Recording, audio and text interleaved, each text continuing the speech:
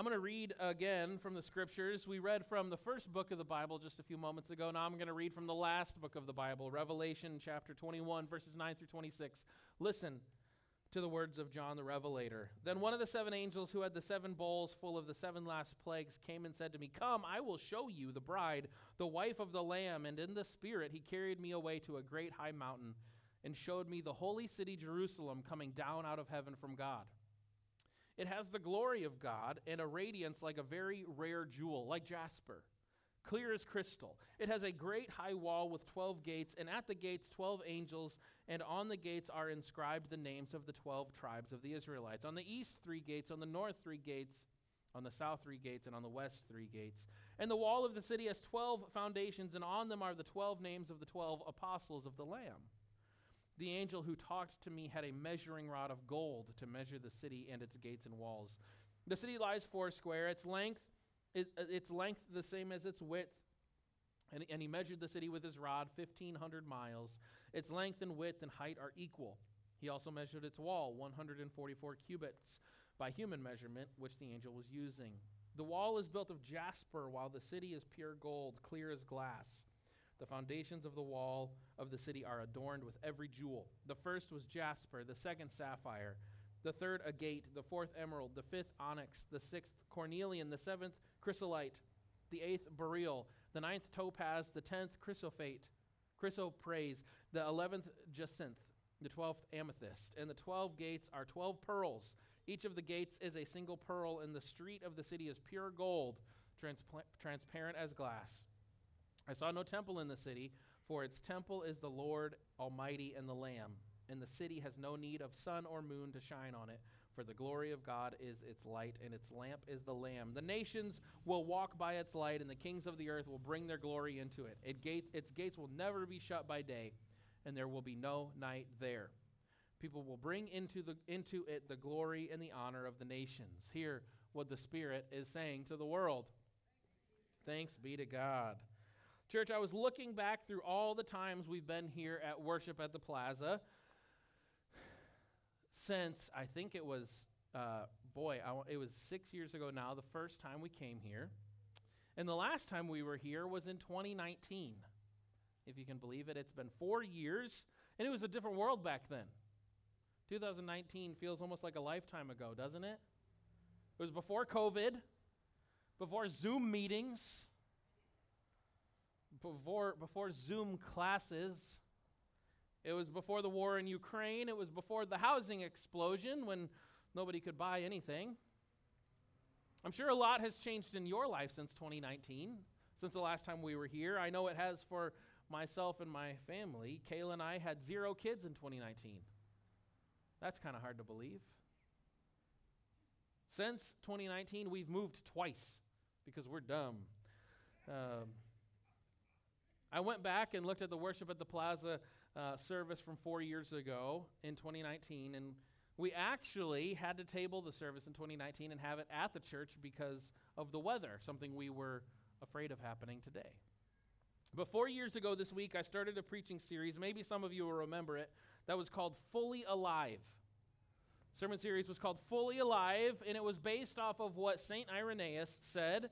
St. Irenaeus, an early church father, said, "The glory of God is humanity fully alive."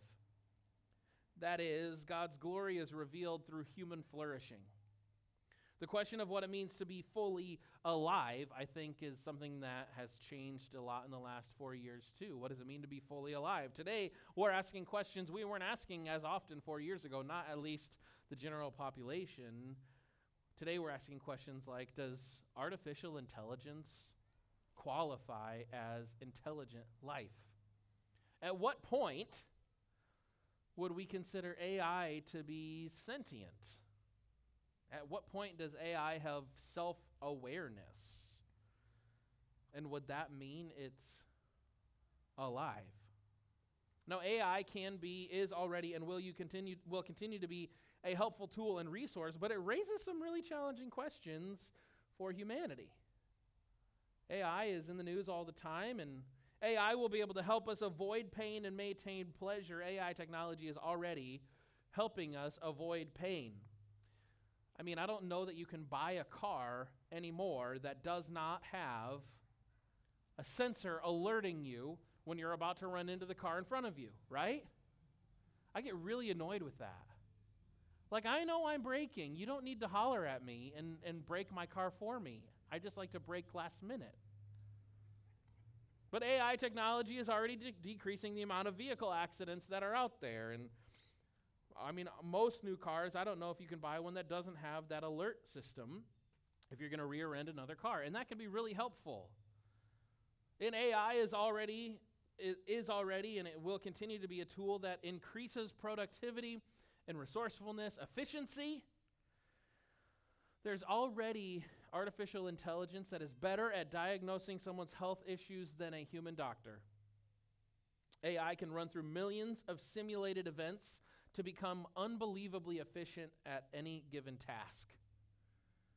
In fact, over the last few years, Google has employed AI models to reduce the amount of energy it takes to run their facilities.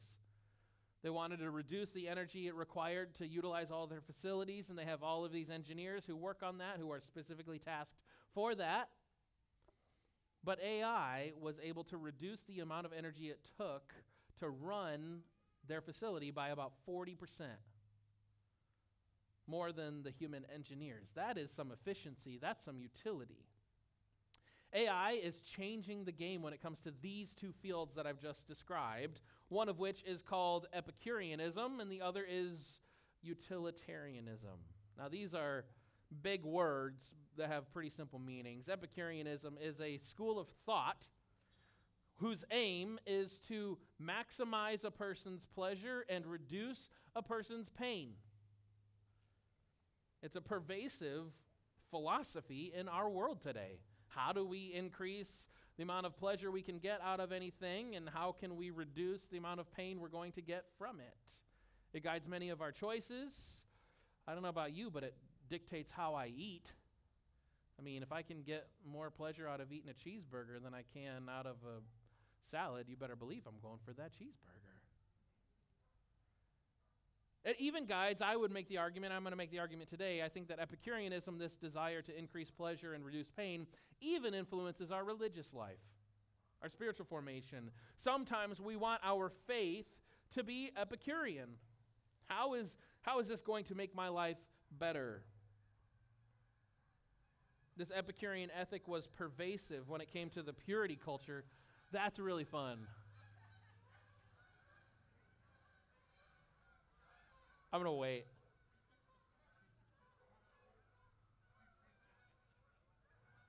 That's a lot. Can we count them on our tally? But this Epicurean ethic, it was really popular. It was really pervasive when it came to the purity culture of the 1990s and early 2000s. Maybe some of you remember this. If you're of a specific generation in the church, you'll remember the purity culture and how present it was. But the line that got thrown around all the time, if I can be a little bit crass, for why teens ought to wait until marriage, until they have sex, is, and this was the line we were told all the time early on, was this is what they told us. They said, if you wait till marriage, it will be the best sex of your life. And if you have sex before marriage, well, you don't know. It might not be great.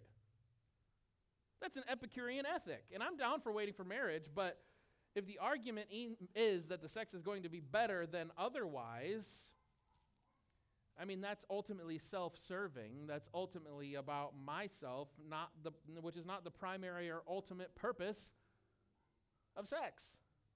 Utilitarianism is another pervasive thought in our culture, and I would make the case today, even in the church. Utilitarianism is a way of thinking that says that things have value when they have utility.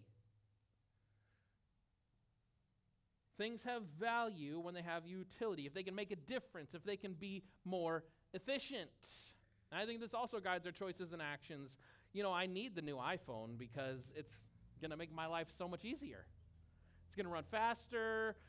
It'll process things more quickly. It's got these new features that's going to make my life so much easier. And we see these new technologies and we're like, man, I want that thing. Justin just got this remarkable digital notebook. Man, that would make my life so much more efficient if I could use that thing. I need that because I'm a utilitarian.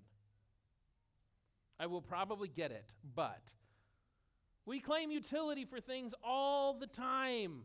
I need this thing because of its utility in my life, because of how it's going to make my life that much better. I think we even do that with the church. What difference does going to worship make? Shouldn't the church be doing that, whatever that is? But it's not just from the outside looking in. I think sometimes even we in the church have a utilitarianism about us. The church over the last few decades, and maybe even longer, would reject government programs that serve people under the argument of saying, well, the church should be doing that. That's the church's role. Never mind that the church isn't. Or we tell people that they need to come to church because it's going to make all the difference in their life. Come to church because it's going to make your life better. And that could be true. That could be true, but it could also not be true. It could also not be true. We certainly believe that God changes hearts and transforms people. God is in the business of renewal and transformation, but that transformation, that change is not always a helpful utility. That doesn't necessarily mean your life is going to become more efficient or you're going to make more money. You know, it can sometimes even make our lives more challenging. The transformation that we get in Christ might have a backwards utility. It might challenge the line of work we are in. It might call into question the type of work we complete, or it might cause some strain in our relationships. While that transformation is certainly good, that transformation does not always line up for our desire for utility. So this Epicureanism, the preferencing of pleasure and the avoidance of pain, and this utilitarianism, this emphasis on efficiency and productivity, this is what I want to address today when talking about what it means to be a good and beautiful community. Because I want to make the case today that these two are the true opposites of what it means to be both good and beautiful, respectively. I know I've mentioned this before, but you know the game Catchphrase? You guys know the game Catchphrase? I think it was a couple years ago I brought it up on the platform and we played Catchphrase together. And I made the argument then that I'm going to make now, that in Catchphrase you try to get somebody to guess a word or a phrase, but you can't use that word or phrase or sounds like or anything like that. But one of the best ways to get people to know what you're talking about in Catchphrase is to describe the opposite thing. So if I said not white, you would say black. And if I said not dog, you would say cat. And if I said not up, you would say duh, right? And now if I said not Epicureanism, you would say, okay, how about not utilitarianism, you would say, well, that's a good question. We're going to address that. When we look at the scriptures this morning, we turn both to the first and the last books of the Bible. We read from Genesis 1, the first account of creation in the first chapter of Genesis, and then we read from the second to last chapter of the last book, Revelation, the culmination of all things. And we see from these verses God's emphasis on both goodness and beauty. When we read from Genesis 1, the first account of creation, we see that after each day of creation, God says that that creation was good. There was morning and there was evening the first day. There was morning and evening. And every time the scriptures say God said it was good.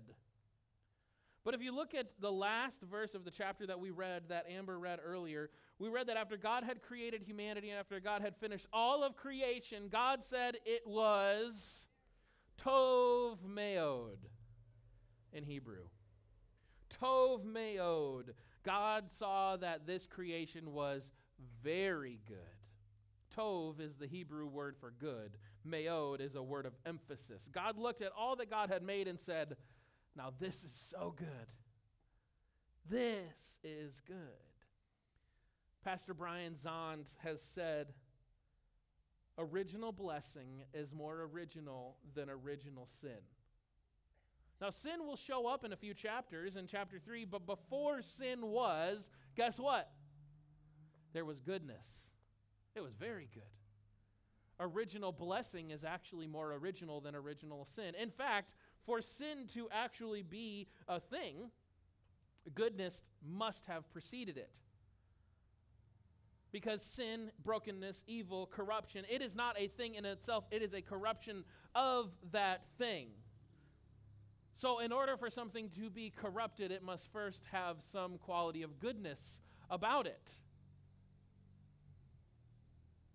God's creation had to be good for it to be broken. So before we were sinful, and church, spoiler alert, we are, God looked at us and God looked at all of creation, and I think it's appropriate that we can be out here today reading from God's account, from God's words about creation, and God looked around and said, "This is so good. This is so very good." And this helps us understand what goodness really truly means, because church, God was under no compulsion to create. God had no obligation. There was no requirement for God to create anything. And in God's infinite wisdom, God knew that this creation would be broken, or at minimum, God knew that the good creation he was making would have the potential to be broken. God created this world in a way that it had potential to be broken. And God knew that we would reject him. And guess what? God created anyway. And God said, "Oh, it's so good. It is so very good." Knowing that it would be corrupted, God said, "This is good." So God didn't create all that God did because God was some Epicurean trying to avoid pain or trying to pursue pleasure. God knew that God would be hurt. Perhaps even knew that through his Son, the second person of the Trinity, God would experience crucifixion, ultimate rejection. And still, God created and called it good. You see, goodness is not this Epicureanism. Goodness is not the avoidance of pain and the pursuit of pleasure. So let's play catchphrase again. Not up, down. Not dog, cat. Not Epicureanism, goodness. Goodness. Good things may bring us pleasure and they may alleviate pain, but good things are not defined by that. Good things might also be the source of pain. Let me ask you, have you ever loved someone? You ever been hurt by them? You love them still because it's good. Things that are good are pursued because they are good. They don't require an ulterior motive, and the truth is they may even be costly. They may even be costly. Do you know why we call the greatest generation the greatest generation? Because they were good, because they pursued things that were difficult and hard and sacrificial. They persevered through the Great Depression, through World War II. You see, goodness is more akin to benevolence than Epicureanism. God created all that is out of God's divine benevolence, not out of God's divine self-centeredness. And the community that God created to reflect his kingdom in this world is a good community. The community that God created to reflect his kingdom in this world is not to be an Epicurean community. It doesn't do what it does because that will lead to more pleasure and less pain for its participants. Again, the truth is sometimes, maybe even often, being a part of God's covenant community can be costly. But when it is what God intended, it is good. We give ourselves to God's covenant community Not because our lives are going to be made more pleasurable and not because it's going to save us some pain, but because God is there. We participate in God's covenant community because God is present and because God is good. And that is enough. And then when we look to Revelation, the other thing we read this morning, the other passage we read on the other side of the Bible, we see an emphasis on God's beauty. This text is not the story of God's creation. It is the story of God's culmination. This is what happens when all things will be made new in completeness. And John the Revelator describes what he calls the New Jerusalem. The New Jerusalem is the image of God's eternal dwelling place in the new creation. And what's so fascinating with John's description of the New Jerusalem, God's intended dwelling place with us, is that John does not describe it as a place of utility. It rather seems inefficient. And if you read through Revelation chapter 1, the text might sound pretty boring. I don't know how you felt about me reading the measurements of the holy city. It talks about the measurements of the walls and the foundation. It describes it in detail that is, maybe boring to read. But John makes it a point to emphasize that the image for this dwelling place is one of extravagant beauty. Did you hear all the descriptions that John used when describing the city? The wall is jasper. The city is made out of gold, clear as crystal. The fountains of the city are all different jewels, and each gate is a pearl.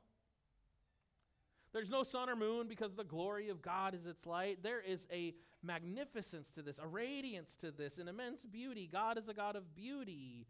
And John describes the dwelling place of God as a place of beauty. But if we can be honest, beauty doesn't always jive with our utilitarianism. Because what utility does beauty have?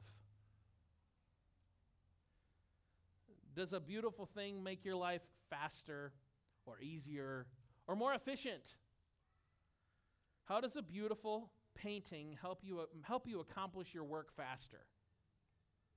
Because there's a beautiful painting on the wall, are you able to fill out the spreadsheets that much faster? No, thank you. There's one person here today. How does a beautiful song increase the bottom line? How does listening to a beautiful song while you're in the office make your profits go up? How does beautiful sculpture improve your return on investment? Because you've got this beautiful piece of artwork in the front of your office building, is that going to mean the office is going to be that much more productive every day because you've got a beautiful sculpture right out front? What utility does beauty have? You see, the truth is, in a world of efficiency and speed, art and beauty are actually really incredibly inefficient and slow. Even if an artist can whip out a beautiful drawing or a beautiful picture in a few minutes, the truth is that one picture or that one painting is not born out of that one moment, but comes from years and years of laborious work creating and becoming an artist who can do something like that. Shoot, church, diamonds take, at minimum, 1 billion years to form under the pressures of the earth.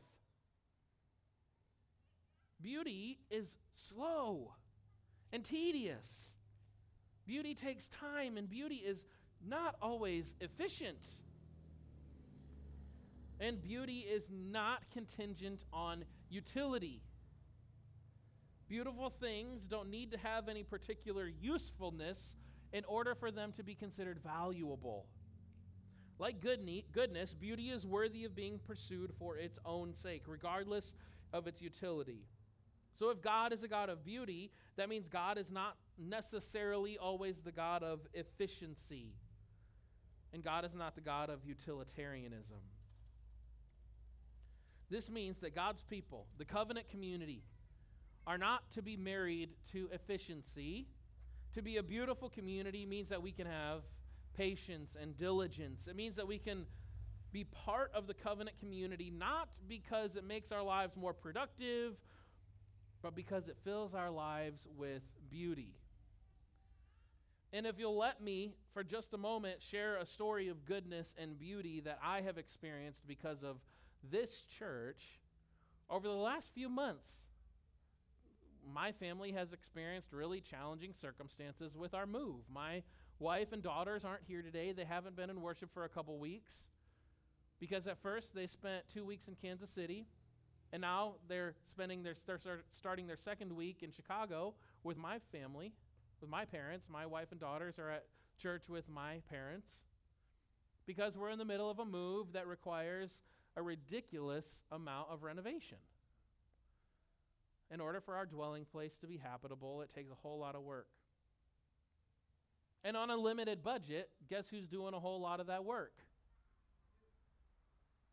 Well, I'd say me, but that's not true.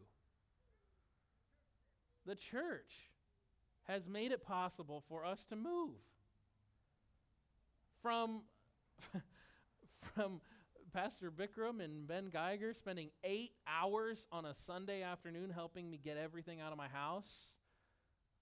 Pastor Bikram kind of lost sight of time there on that Sunday. Didn't realize he was gone for 8 hours. To then all the work and time that's gone into ripping out my house. So many people came out and ripped out walls and cabinets. I stole Andrew's driver for like 2 weeks. I didn't steal it. He left it at my house and I didn't give it back. To Jason Scobie helping me rebuild. I'm not a builder, but he spent hours helping me rebuild. Eric has come and helped clean up multiple times so that the dwelling place can be habitable. That's sacrificial, church. There's been a lot more help. I can't describe it all, but that is good. And it is beautiful, and it's making a beautiful place.